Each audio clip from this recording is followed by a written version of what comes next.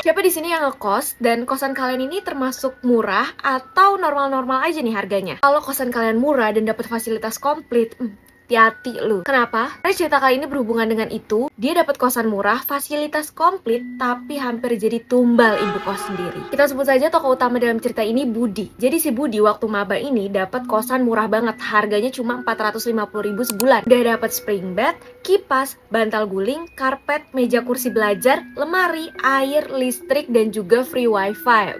Kebetulan saat itu si Budi memang telat cari kos-kosan. Jadi kos-kosan yang di deket kampusnya ini udah pada keisi dan juga asrama juga udah full nih, asrama kampusnya. Kalaupun ada kosan yang kosong, itu harganya mahal, sejutaan, dan belum termasuk air dan juga listrik. Budi ketemu sama kosan ini direkomendasiin sama temen sejurusannya yang udah masuk duluan di kosan itu. Dari awal si Budi udah mikir, ini gue dapet kosan murah, fasilitas komplit, ini pasti horor nih kos-kosan. Cuma kayak ya udah aja, paling diganggunya kayak gitu doang, mikir Budi. Memang bentuk kosannya ini rumah jadul gitu, kayak rumah 80-an. Beberapa tempat di kos-kosan itu tuh memang sudah usang gitu. Semuanya rapi, bersih, dan normal-normal aja. Bahkan di dapur itu ada kulkas 2 pintu, kompor, meja makan, piring-piring, gelas, dan juga peralatan masak. Jadi mereka yang ngekos di sana itu benar-benar cuma bawa diri sama peralatan mandi aja. Satu rumah itu ada 8 kamar, tapi cuma 7 kamar yang disewain. Satu kamar itu digembok dan juga dirantai. Kalau kata ibu kos sendiri sih itu cuma kamar untuk gudang aja gitu loh, makanya digembok. Tapi kalau mereka intip dari luar jendela kamar itu kamar kayak kamar biasa, kayak kamar yang mereka tempatin juga, bahkan lebih gede. Semua biasa-biasa aja sih, cuma paling ada beberapa kejadian yang memang udah pada mereka prediksi, yaitu ada kegiatan tak kasat mata. Kayak misalnya di dapur malam-malam, tiba-tiba di dapur ini kayak banyak banget ibu-ibu yang lagi pada masak dan pada ngobrol gitu, kayak bener-bener banget dari arah dapur. Tapi pas mereka lihat, dapur kosong, nggak ada siapa-siapa. Atau kadang tengah malam ada suara piring dipecahin dari arah dapur, juga kamar mandi yang terkunci dari dalam, dan ada suara orang mandi jebar-jebur, yang padahal mereka semua nih bertujuh lagi ada di depan kamar mandi buat ngantri mau masuk kamar mandi. Kalau udah kayak gitu, biasa salah satu dari 7 orang yang ngekos di sana itu berinisiatif untuk ngetok 3 kali dan bilang buat cepetan yang di dalam. Ya udah nggak berapa lama pasti tiba-tiba pintu kamar mandinya ini akan kebuka dengan sendirinya. Dan itu kejadian terulang setiap hari sampai mereka sendiri nih yang ngekos di sana udah ngerasa ya udah biasa kayak gitu. Rajin banget nih gue liat si setan ini mandi. Kalah lu pada sama dia. Lu mah kalau mandi cuma pergi doang. Oh, dia tiap hari. Puncaknya setelah 1 tahun mereka semua ngekos di sana, akhirnya mereka semua memutuskan untuk out, pergi dari kosan itu. Kenapa? Karena ada nih, suatu hari datanglah nih abang-abang, dia mau ngekos di tempat itu juga, dan kebetulan si abang-abang ini tuh kerja di kampusnya mereka juga sebagai administrasi keuangan. Pada bingung kan, kayak lah, ini kan kita udah pas nih bertujuh gitu kan, dan kamar yang disewain cuma 7 nih, si abang-abang mau tidur di mana? Ternyata si abang-abang ini dapat kamar nomor 8 yang digembok tadi. Terus ya udahlah, si abangnya ini masuk ngekos di sana, terus kenalan sama yang lainnya, dan juga mereka nih ngasih tahu ke abangnya ini kalau misalnya suka ada kegiatan-kegiatan yang tak kasat mata. Jadi biar si abangnya buat kenalan dan gak usah panik gitu kalau misalnya mendengar hal itu. 2 minggu dari si abang yang kamar nomor 8 ini ngekos, tiba-tiba si ibu kosnya ini kembali ke rumah itu alias ke kosannya, dan mereka semua kayak lumayan aneh karena nih si ibu kosan nggak pernah datang. Mereka cuma pernah ngeliat si ibu kosan ini ngajakin mereka room tour di hari pertama mereka pindah ke sana. Terus setelah itu nggak pernah datang sampai datang lagi sekarang. Jadi setelah 1 tahun baru datang lagi nih. Singkat cerita, si ibu kosannya ini ngadain hajatan besar-besaran, masak-masak yang banyak, tapi anehnya yang diundang cuma anak-anak kosannya doang. Mereka nih sebagai anak kos ya udahlah nggak mau mikir terlalu gimana-gimana karena makan gratis lur. Ya datang aja namanya diundang ya kan. Itu mereka makan, bahkan mereka bungkus makanan dari hajatan itu untuk dibawa buat besok pagi sarapan pakai makanan itu, kan lumayan ya. Sampailah di kos, mereka semua naruh makanan yang mereka bungkus ini di dalam kulkas dan balik ke kamar masing-masing untuk tidur. Malam inilah malam yang berbeda daripada malam-malam biasanya. Budi yang biasanya kalau tidur itu nyenyak-nyenyak aja, tiba-tiba malam ini dia mimpi. Di mimpinya Budi, dia tuh lagi melakukan rutinitas dia sebelum tidur, yang dimana udah dia lakuin nih tadi sebelum tidur beneran. Dan dia tuh sadar di dalam mimpi itu, loh ini kan udah gue lakuin tadi. Jadi sebenarnya si Budi ini sadar kalau dia tuh lagi mimpi. Tapi ya udah, akhirnya dia melakukan kegiatannya sampai dimana dia masuk ke kamar dan mau mencoba tidur. Tiba-tiba ada yang gedor-gedor pintu kamarnya, dan ini tuh bukan gedor-gedor yang cuma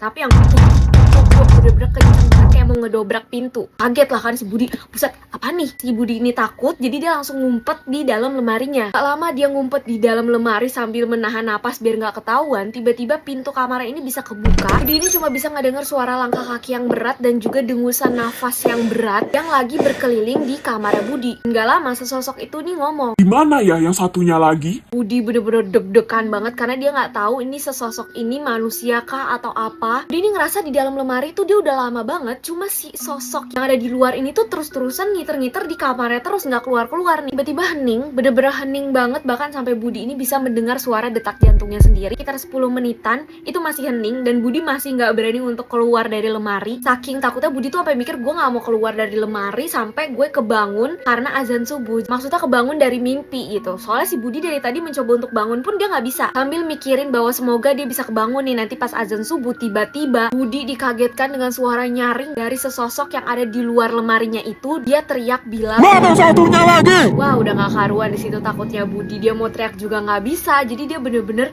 badan ini kaku banget. Dia di dalam itu cuma bisa berdoa di dalam hati. Gak lama suara langkah kaki berat ini menjauh dari kamar. Bener-bener gak kedengeran lagi. Akhirnya si Budi ini memberanikan diri untuk keluar dari lemari.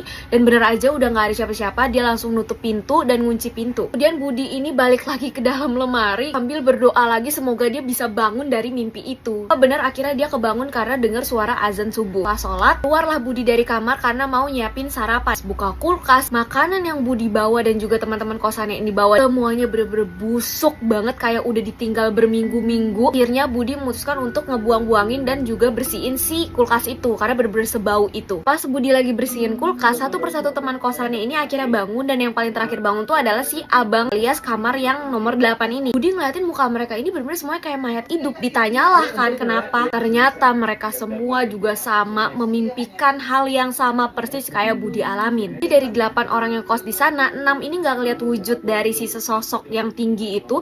2 ini ngeliat badannya tinggi besar, berbulu hitam, matanya merah menyala, kukunya panjang sampai lantai kamar, dan gigi-giginya itu runcing semua. Jadi dari deskripsi yang dikasih sama si temen kamarnya yang ngeliat, mereka menyimpulkan bahwa sesosok itu adalah genderuwo. Jadi 6 orang yang nggak ngeliat ini itu sama kayak si Budi. Dia cuma ngedenger suara si sesosok ini bilang mana satunya lagi. Orang ini tuh adalah di kamar nomor 7 dan nomor 8 ya. Nomor 7 ini dia cuma mendengar si sosoknya ini bilang ketemu, habis itu langsung pergi. Sedangkan si abang yang ada di kamar nomor 8 ini, dia tuh ternyata nggak bisa ngumpet karena badannya itu cukup besar yang dimana nggak muat untuk masuk ke dalam lemari. Jadi dia nggak tahu nih mau ngumpet di mana. Makanya dia bisa ngeliat si sosok itu. Jadi sosok itu datang ke kamarnya, abis itu nyentuh keningnya si abangnya sambil bilang ketemu. Setelah bercerita, akhirnya mereka melanjutkan lagi kegiatan untuk mau pergi ke kampus nih, yaitu mandi. Mereka semua ke kamar mandi dan seperti biasa di dalam kamar mandi ada yang suara jebar-jebur segala macam. Akhirnya yang berinisiatif untuk ngetok 3 kali dan bilang cepetan itu adalah si abangnya karena dia yang paling tua. Pas si abang ini maju ke depan buat mau ngetok, mereka semua nih yang di belakang itu melihat di punggung si abangnya ini ada bekas cakaran panjang banget,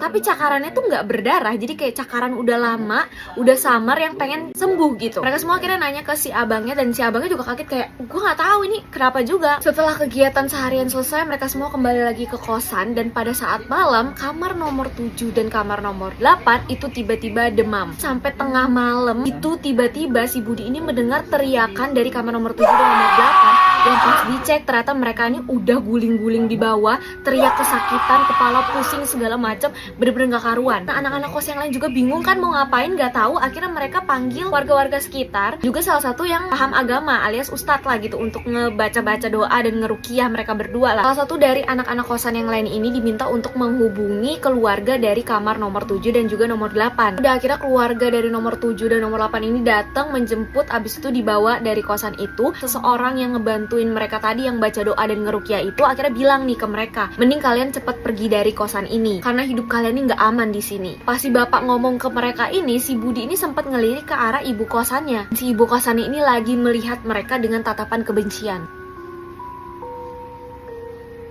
Gitu kali ya, nggak tahu juga gue. Setelah tenang nih semua udah bubar segala macem, akhirnya si Budi dan juga teman-teman yang lain ini memutuskan untuk beneran cabut dari situ. Mereka cepet-cepet ngeberesin, ngepacking dan nggak pamit juga ke ibu kos, jadi bener-bener langsung cabut aja dari kosan itu. Pas mereka kenaikan semester 5, nah mereka ini dapat kabar kalau si abang ini meninggal. Jadi ini beneran diinfokan di postingan kampus mereka. Inilah Yunerojun. Kosan ibu-ibu itu tuh masih aktif guys, jadi masih ada orang yang ngekos di sana. Mereka ini ada yang kenal dengan salah satu yang ngekos di kosan ibu-ibu itu, cuma mereka ngasih tahu nggak secara gamblang gitu. Mereka cuma bilang pokoknya jangan terima makanan dari ibu kosnya ya, jangan makan dari sana lah pokoknya. Selesai. Gue nggak tahu berapa lama nanti jadinya videonya karena ini gue nge-record aja 30 menitan lebih. Semoga kalian enjoy